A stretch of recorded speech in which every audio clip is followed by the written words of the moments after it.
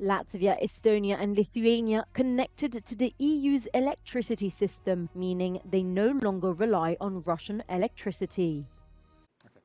Latvia, Estonia and Lithuania connected up to the EU's electricity system on Sunday, with a ceremony highlighting the significance of no longer having to rely on Russia for their electricity. The Baltic states are now using electricity supplied via Finland, Sweden and Poland after Russia had supplied them for decades. These chains of power lines linking you to hostile neighbors will be a thing of the past. This is freedom, freedom from threats, freedom from blackmails.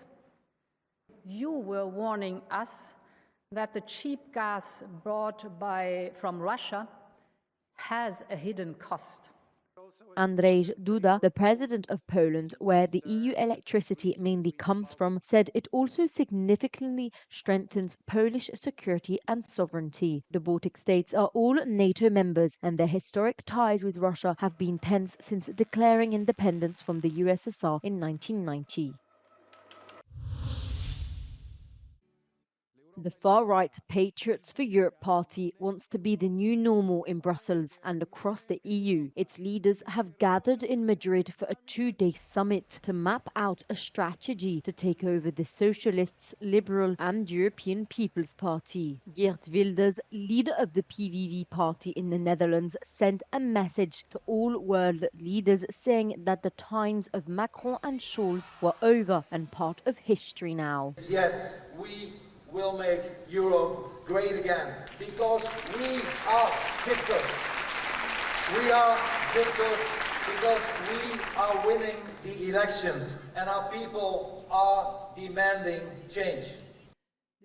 Geert also said that the times of Macron and Scholz were over and part of history now. Hatreds for Europe includes the likes of Marine Le Pen's National Rally, Viktor Orban's Fidesz, Matteo Salvini's Lega and Geert Wilders. But only Orban currently holds a seat in the Council of the EU. Hatreds for Europe aim to gain majorities in national governments and EU decision-making to replicate Trump's Make America Great Again in Europe, adapting US and Latin American policies to EU member states.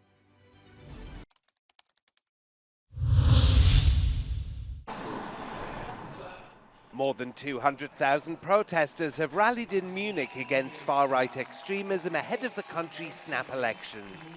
The far-right Alternative for Germany party is currently in second place in the polls. That sparked widespread protests across the country before voters head to the ballot box on the 23rd of February.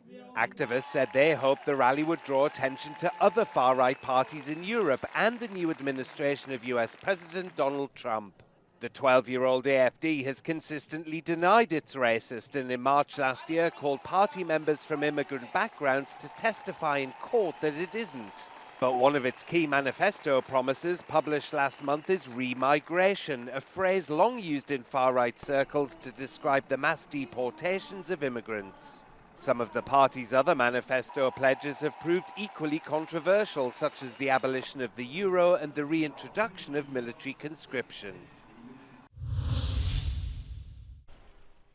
Israel says its forces have now withdrawn from a key Gaza corridor, which means thousands of Gazans can now return home.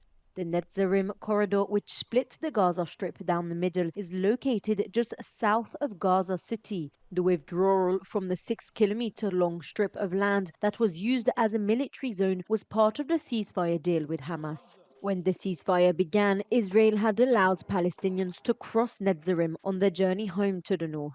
At that time, hundreds of thousands streamed across Gaza on foot or in vehicles. At the moment, both sides appear to have made little progress negotiating the second phase of the ceasefire. It's meant to extend the truce and see more Israeli hostages released by Hamas. On Saturday, 3 Israeli hostages held by Hamas were exchanged for 183 Palestinian prisoners held in Israeli prisons. It was the 5th exchange so far.